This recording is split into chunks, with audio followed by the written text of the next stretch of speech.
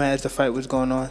Lomachenko, interested in that fight? November, For as sure. we talked about? Yeah, for sure. As long as we go back to the drawing board and I'm winning the fight. I would say it's good as a professional fighter. Yes, it's good. You know what I mean? It's good for not really, but it's definitely good for the sport and for my legacy, for sure. At this point in time,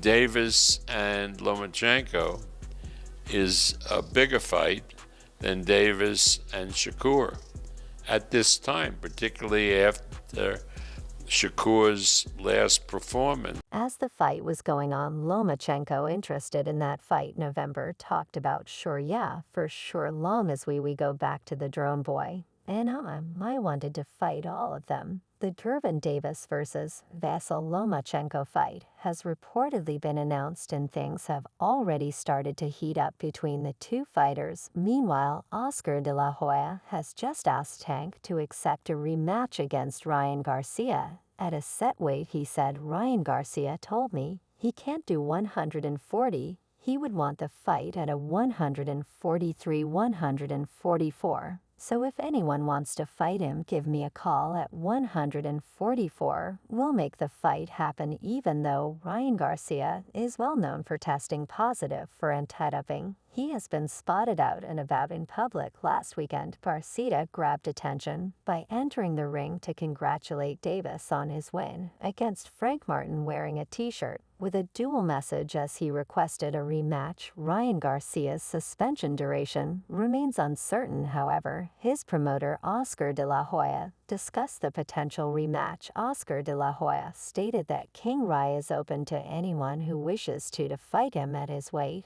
and asked Jim Davis to speak with his representative in order to get him to agree to a rematch. He said, but I have to sit down with Ryan, I have to sit down with his team, and then come up with a plan, and then we go from there. De la Hoya also commended Garcia for his conduct and labeled him as a perfect marketing specialist. He emphasized the importance of recognizing Garcia's efforts, especially in how he engages potential opponents on social media to promote fights. According to De La Hoya, boxing would benefit from more fighters similar to King Ray. He said he's mentioning Pitbull, he's mentioning Tank, he's mentioning Ali, Errol Spence, he's mentioning everybody. But that's the beauty of Ryan.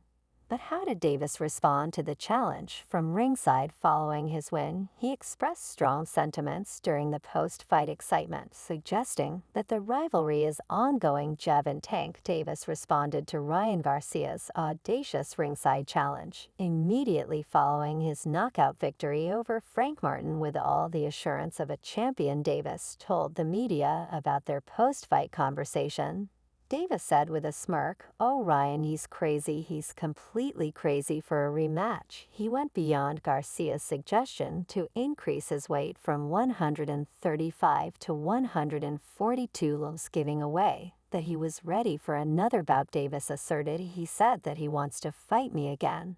I'll kick his again, leaving no doubt about his readiness to defend his record. Davis showcased his formidable strength in the boxing match against Martin. Initially, Martin had the upper hand, but as the fight progressed, Davis intensified his efforts. In the 8th round, Davis landed a precise uppercut that staggered Martin the way for the decisive blow, a powerful left hook that knocked Martin down hard onto the canvas. After Gervonta Davis secured a dramatic left-handed knockout victory over Frank Martin, he promptly accepted Ryan Garcia's challenge for a rematch. The match concluded with 1-29 left in round 8, solidifying Davis's hold on the WBA lightweight championship. Despite a sluggish beginning where all 3 judges scored the first 3 rounds in Martin's favor, Davis managed to take the lead 67-66. By the 7th round, Davis said, "Yeah, there's a little rust, but it's okay, I'm back a couple rounds.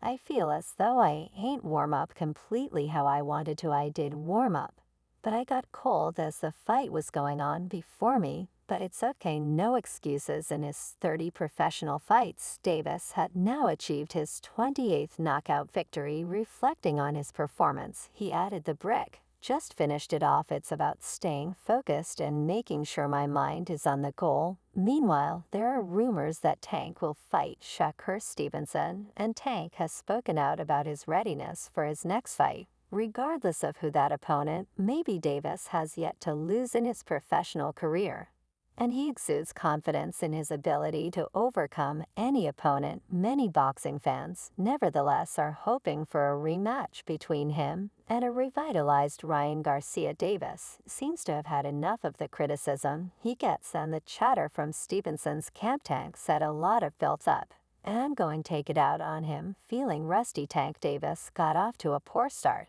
but he soon gained momentum and started throwing heavy blows to Martin. Tank delivered a devastating uppercut and a left cross in the 8th round, which sent Martin sprawling to the canvas. With this win, Davis has now eliminated 28 opponents in 30 fights, putting him in a great position to rule the lightweight class as the WBA lightweight champion. Davis might target unifying the belts by possibly facing Shakur Stevenson, the WBC lightweight champion, or Vasyl Lomachenko, who holds the IF lightweight title. Davis has previously discussed his views on facing up against one of these opponents. Tank remarked, "You know how it would go. Everybody in this room knows how it would go. I guess it would be good for the sport if we fight Stevenson, who fights cautiously and defensively, has only 10 knockouts in 21 fights, significantly lower than Davis's. This style might not attract fans who want to avoid another disappointing match similar to Stevenson's fight against Los Santos. This can affect Davis's choice to accept a fight with him.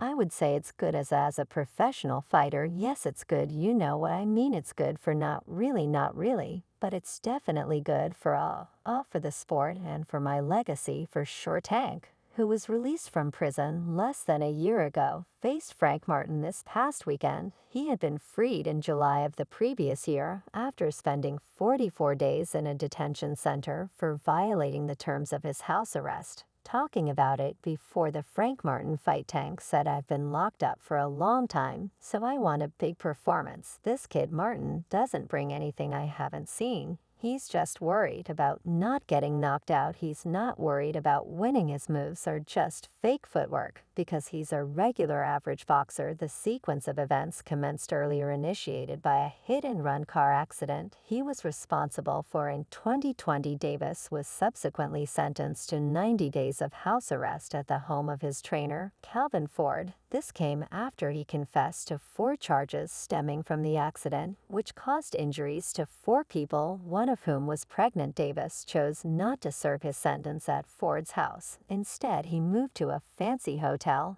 and then to a new residence, all without permission from the Maryland Attorney General's office. He claimed that his trainer's home didn't have enough space for him. Regarding in his feelings after taking out a rival, Davis responded, "It's better than sex, for sure." When questioned, Martin, for his part, said, "I appreciate Tank giving me the opportunity to kick his ass. He just hasn't been in the ring with anyone like me." Davis unquestionably ranks among today's elite boxers, renowned for his exceptional skills in the ring. At only 29, he remains determined to carve out a lasting legacy in boxing history. Yet ascending to the summit of the lightweight division was far from easy, with Tank Davis largely steering his own path to success. Davis talked about the personal growth that resulted from those 44 days of incarceration. In a recent interview with PBC, he said, "I felt like I wasn't supposed to be in there. It was a learning experience. It showed me that's not where I want to be. I got kids. I got to take care of my family, friends, and everything I've got to take care of. I'm fighting for my future, my kids' future, my people's future. That's coming behind me." Prison can profoundly change people, and it appears that 6 weeks had a significant effect on altering Davis's viewpoint. In contrast, Tank's recently expressed skepticism about the possibility of a substantial transformation occurring in the boxing world.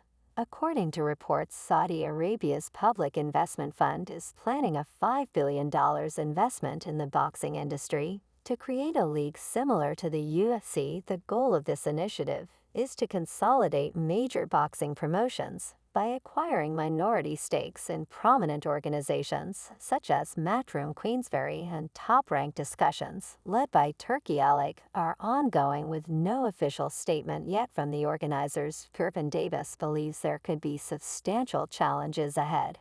If Crown Prince Mohammed bin Salman supports Turkey Al Sheikh's proposal, it could revolutionize boxing by mandating regular matches between top-tier boxers. Currently, boxing is governed by various sanctioning bodies like the WBC, WBA, and WBO, each crowning its own champions, often preventing title holders from competing against each other. Talking about it, Tank said, "I mean, that would never happen because everybody doesn't agree with each other. Everybody is not on the same page. The idea isn't new. But its advancement has been hindered by promoters who are reluctant to distribute profits and risk their champions' reputations. Despite Saudi Arabia's ambitious plan, it confronts major obstacles stemming from deep-seated divisions within the industry." Alex said in May, "We carefully planned our activities. For the last 6 months, we are spending the money to commercialize our season and at the same time to test the market and know all the secrets about the market.